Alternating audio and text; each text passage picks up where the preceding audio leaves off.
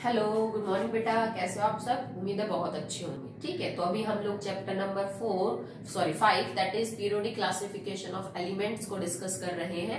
और एक लेक्चर हमारा हो चुका है जिसमें हमने historical development of periodic table में डवर्नियर साइंटिस्ट के काम को पढ़ा। ठीक है, उसने जो है वो ट्राइड वाला सिस्टम दिया था। हमने 3 ट्राइड उसकी सक्सेसफुल पढ़ी थी। उसके बाद बाकी सबको ऐसे अरेंज नहीं कर पाया। तो क्वेश्चन इन टॉपिक्स पे बेटा ऐसे ही बनते हैं कि डवर्नियर ट्राइड के कोई 2 पॉइंट लिखिए, उसकी कमियां क्या रह गई वो बताइए। ठीक है, तो ऐसे ही क्वेश्चन सीबीएसई पूछती है।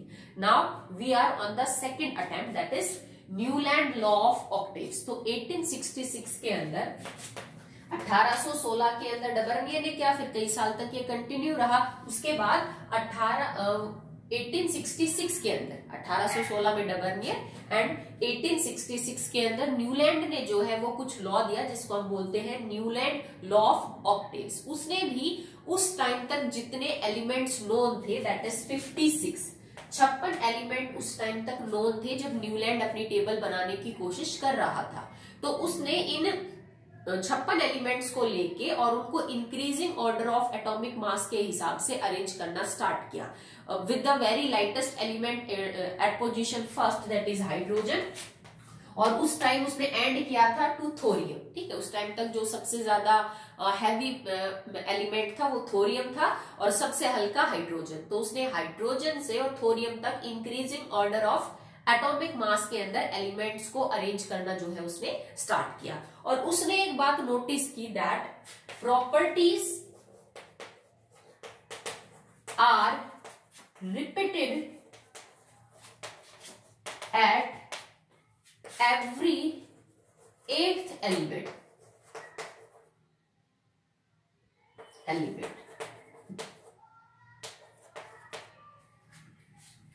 ठीक है, तो उसने क्या देखा कि हर 8वें एलिमेंट के ऊपर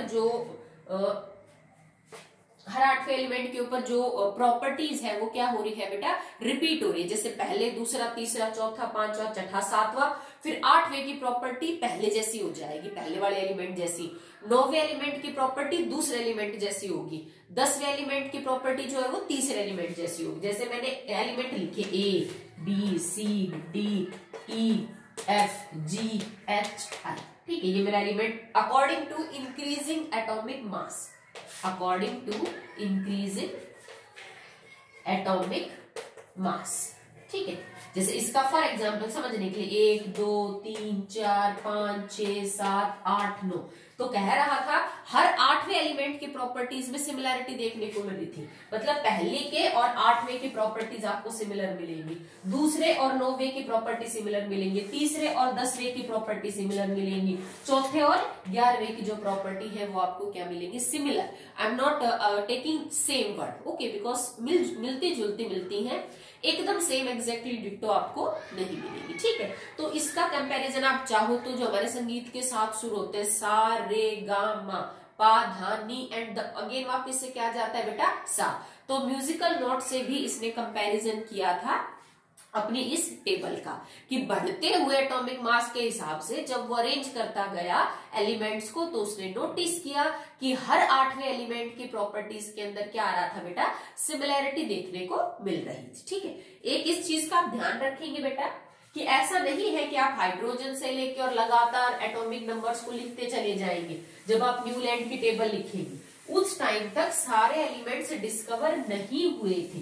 जैसे फॉर एग्जांपल जो भी नोबल गैसेस है, तो नोबल गैसेस उस टाइम तक डिस्कवर नहीं हुई थी, तो वो उसने इंक्लूड ही नहीं की। उसने तो जो 56 एलिमेंट खोजे गए थे उस टाइम तक उनको क्या किया था बेटा, कंसिडर किया था। जैसे मैं 7 म्यूजिकल नोट्स लिखूं, सा रे गा मा पा धा नी। ठीक है, और अगेन वापिस से क्या आ जाएगा, फिर सा। तो देखो 1 2 3 4 5 6 7 8वां दोबारा से क्या आ जाएगा, सा। और अब हम जितने एलिमेंट उस टाइम तक नोन थे उनको इंक्रीजिंग एटॉमिक मास के हिसाब से रखेंगे, एक्सेप्ट उन एलिमेंट्स के जो उस टाइम तक खोजे नहीं गए थे, फॉर एग्जाम्पल नोबल गैसेस। तो सबसे पहले उसने लिखा हाइड्रोजन, तो हीलियम तो डिस्कवर हुआ नहीं था। ठीक है, नोबल गैस थी, तो हाइड्रोजन को छोड़ के आगे lithium, beryllium, boron, carbon, nitrogen, then oxygen. ठीक है, तो हमने यहां तक लिख दिया। ऑक्सीजन के बाद अगला एलिमेंट देखो, क्योंकि मैंने 7 पूरे कर दिए, तो फ्लोरीन। ठीक है, एटॉमिक नंबर 9। फिर नियोन दोबारा से बेटा डिस्कवर नहीं हुआ था, एटॉमिक नंबर 10 नोबल गैस। तो नियोन के बाद अगला क्या है? Sodium, magnesium, aluminium, silicon, phosphorus, और ऑक्सीजन के बाद क्या आ जाएगा? सल्फर। तो सल्फर के बाद अगले क्या आ जाएगा? That is chlorine. अब क्लोरीन के बाद जो आर्गन है वो भी आपका डिस्कवर नहीं हुआ था, तो 18 एटॉमिक नंबर को छोड़ देंगे तो 19-20 करेंगे। ठीक है, तो यहाँ पे 19 potassium and that is calcium. यहाँ बाई चांस बेटा सिर्फ उन एलिमेंट्स को जैसे छोड़ के जो कि नोबल गैस है, that is atomic number 2 helium, उसके बाद नियोन एटॉमिक नंबर 10 और आर्गन एटॉमिक नंबर 18। 1 से 20 तक लगातार एलिमेंट्स डिस्कवर हो चुके थे, सिवाय इन 3 नोबल गैसेस को छोड़ के। बट आगे जो है वो कंटिन्यूशन ऐसे देखने को आपको नहीं मिली, जैसे क्रोमियम, टाइटेनियम, मैग्नीज। ठीक है, अब यहाँ कैल्शियम का एटॉमिक नंबर 20 है, तो 21, 22, 23 नहीं, जैसे तो आगे पीछे हो रहे थे ये वाले जो एलिमेंट थे। तो यहाँ के बाद जो कंटिन्यूटी है वो इतनी ज्यादा आप कह सकते हैं कि रेगुलरली एलिमेंट्स डिस्कवर नहीं हुए थे। मैग्नीज के बाद देन यहाँ पे क्या आ जाएगा बेटा? आपका आयरन आ जाएगा। ठीक है, इसके बाद इसने क्या किया था कि क्लोरीन से नीचे वाले में कोबाल्ट और निकिल को साथ पुट कर दिया था, कोबाल्ट और निकिल। इससे नीचे वाले में फिर इसने पुट क्या कर दिया था? That is bromine. तो इसके बाद जो एग्जैक्ट पीरियोडिक टेबल है उससे आपकी सिमिलैरिटी नहीं मिलेगी। इसकी लिमिटेशन भी है कि ये कैल्शियम तक बहुत अच्छी फॉलो होती है, एक्सेप्ट नोबल गैसेस जो डिस्कवर नहीं हुई थी उनके होने से इसकी टेबल में फर्क नहीं पड़ा कैल्शियम तक, वो मैं आपको समझाऊंगी कैसे। पर कैल्शियम के बाद ये जो प्रॉपर्टी थी, जो टेबल थी, वो बहुत अच्छी काम नहीं कर रही थी। जैसे यहाँ पे कॉपर और निकिल को दोनों को यहाँ पे साथ रखा गया, सॉरी कोबाल्ट को और निकिल को, ये भी इसकी कमी थी। आगे लिमिटेशन में आप पढ़ेंगे कि एक ही जगह पे इसने दो एलिमेंट्स को जो है वो रखा था, फिर कॉपर, फिर जिंक, एट्रियम। ठीक है, तो ये जो एलिमेंट्स थे। इसके बाद आ जाएगा आपका टाइटेनियम के बाद that is indium, arsenic, selenium, indium, arsenic and selenium. नीचे मैंने ब्रोमीन लिखा हुआ, then rubidium, strontium, rubidium and strontium.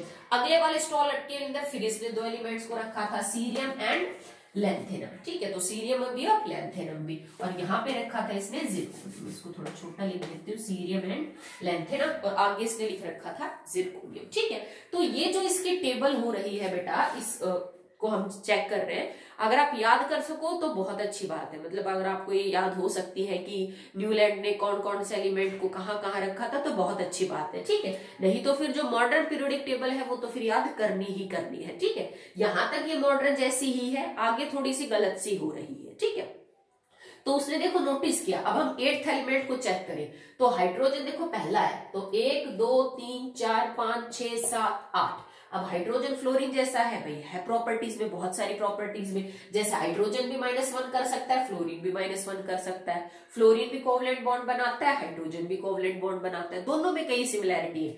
फिर फ्लोरीन क्लोरीन जैसा है, पता है आपको, वैलेंसी के हिसाब से इन सबकी वैलेंसी जो है वो क्या है? 1 है। ठीक है, फ्लोरीन क्लोरीन सेम है प्रॉपर्टीज के अंदर। फिर मैं लिथियम, सोडियम और पोटेशियम की बात करूं, सारे मेटल है, हमने 3rd चैप्टर में पढ़ा है, वैलेंसी, वैलेंस इलेक्ट्रॉन, रिएक्टिविटी सब सेम है। बेरिलियम, मैग्नीशियम एक जैसे हैं, boron, aluminium, carbon, silicon, nitrogen, phosphorus, oxygen, sulphur, इन सब के valence electron, valency, properties, reaction का टाइप, बॉन्ड मेकिंग, सब प्रॉपर्टीज आपको सिमिलैरिटी देखने को उनमें मिलेगी। ठीक है, उसके बाद ये जो चीज आगे चली गई बेटा, यहां से सब कुछ गड़बड़ सा हो गया। यहां पर प्रॉपर्टीज जो है वो एग्जैक्टली मैच नहीं कर रही थी। फॉर एग्जांपल आर्सेनिक और मैग्नीज। अब आर्सेनिक एक मेटलॉइड है, मैग्नीज एक मेटल है, इनकी प्रॉपर्टीज इतनी मैच नहीं करती है। नेक्स्ट, कैल्शियम और जिंक की प्रॉपर्टीज मैच नहीं करती है, ऑल्दो दे आर मेटल, पर इनकी प्रॉपर्टीज में कोई सिमिलैरिटी नहीं है। पोटेशियम और कॉपर, कॉपर को एक ऐसे जगह रखा जिसके ऊपर पोटेशियम, सोडियम और लिथियम जैसे बहुत ही हाईली रिएक्टिव मेटल थे, जबकि हमें पता है कॉपर तो एसिड के साथ भी रिएक्शन नहीं करता, ये तो इतना कम होता है कि हाइड्रोजन गैस नहीं दे सकता। तो ये गलत है कि कॉपर को इन एलिमेंट्स के साथ रखा जो इतने ज्यादा रिएक्टिव थे, इनकी प्रॉपर्टी कॉपर से मैच नहीं करती। इसमें fluorine, chlorine, hydrogen non metal, cobalt और निकिल को रख दिया जो कि मेटल है, इनकी मेटेलिक प्रॉपर्टी, ये सारे नॉन मेटल है, प्रॉपर्टीज मैच नहीं कर रही थी। ठीक है, यहाँ तक समझ आ गया सब कुछ कि हाँ भाई सही है। इसके बाद ये जो है वो बाकी सारी चीजें एक्सप्लेन ढंग से नहीं कर पाया। जैसे आयरन को, सिलीनियम को, सल्फर को और ऑक्सीजन को एक ही स्लॉट में रखा इन्होंने। आयरन तो मेटल है, ये मेटलॉइड है, ये नॉन मेटल, ये नॉन मेटल। आयरन की प्रॉपर्टी सल्फर जैसी हो ही नहीं सकती, ना आयरन की प्रॉपर्टी ऑक्सीजन जैसी है, ठीक है, ना फास्फोरस मैग्नीज जैसा है, ना नाइट्रोजन किस जैसा है, मैग्नीज जैसा है। तो न्यूलैंड ने जितना हो सके उसने चीजों को सेट करने की कोशिश की, तो पर सारी नहीं हो पाई। कुछ जगह तक उसकी बात एप्लीकेबल थी कि हर एर्थ एलिमेंट की प्रॉपर्टी सिमिलर है, पर आगे नहीं हो पाई। अब अगर आपसे कोई लिमिटेशंस पूछे कि बेटा what are the limitations of Newland law of octaves, तो हम क्या कहेंगे बेटा, क्योंकि 1 से 20 तक लगातार एलिमेंट डिस्कवर हो रहे थे सिवाय नोबल गैसेस की। तो मान लो अगर नोबल गैसेस डिस्कवर हो भी जाती तो ठीक है, एक यहाँ आती ना, एक यहाँ पे आ जाती आपकी और एक यहाँ पे आ जाती, तो मतलब पूरा का पूरा एक स्लॉट गायब था। तो अगर एक एलिमेंट गायब होता तो मेरी सारी टेबल खराब हो जाती।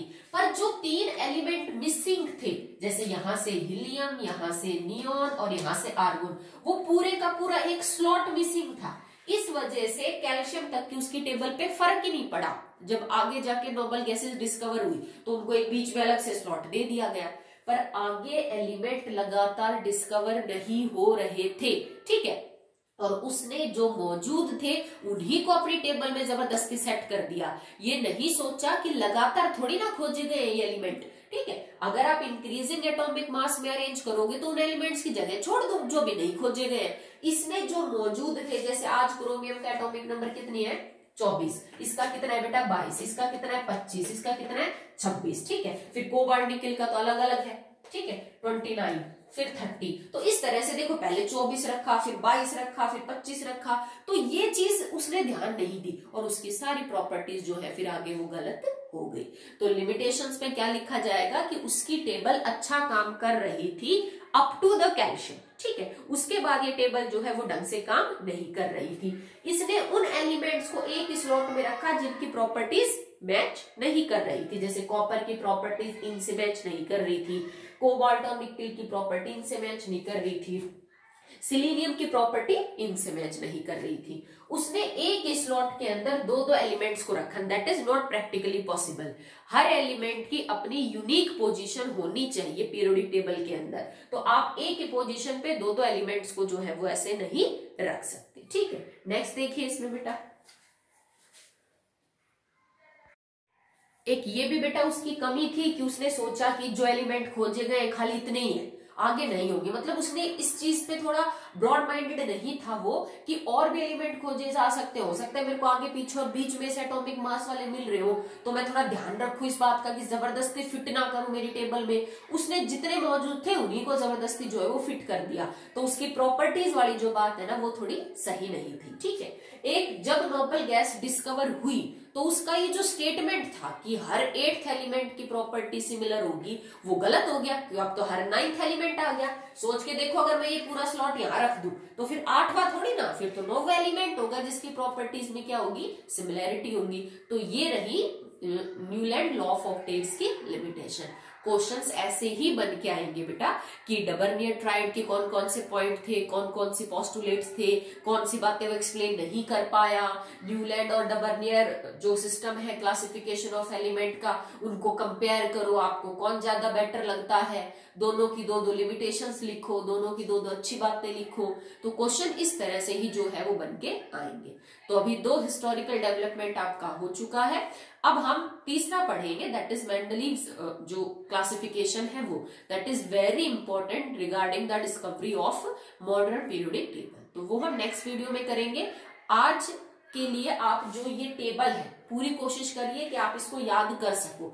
हालांकि मैंने बताया कि ये सही नहीं है, पर बेटा उस टाइम तो उसने जो एफर्ट किया था, तो हो सकता है कि कोई क्वेश्चन इसके ऊपर भी पूछा जा सके कि न्यूलैंड जो टेबल बनाई थी न्यूलैंड ने, उसमें बताइए नाइट्रोजन वाला जो सीरीज थी उसको कंप्लीट करिए। नाइट्रोजन के बाद क्या लिखा था उसने, फिर उसके बाद मैग्नीज के बाद उसने क्या लिखा था, वो कौन कौन से एलिमेंट थे जिनको एक ही जगह पे रखा था। अब एक जगह उसने इसलिए रखा क्योंकि इनकी प्रॉपर्टीज थी ऐसी अकॉर्डिंग, पर एक जगह पे उसको रखना नहीं चाहिए था। तो क्वेश्चन इन पे भी पूछा जा सकता है, ऐसा नहीं है कि ये टेबल गलत है तो इन पे क्वेश्चन नहीं आएंगे, बिल्कुल आ सकते हैं बेटा।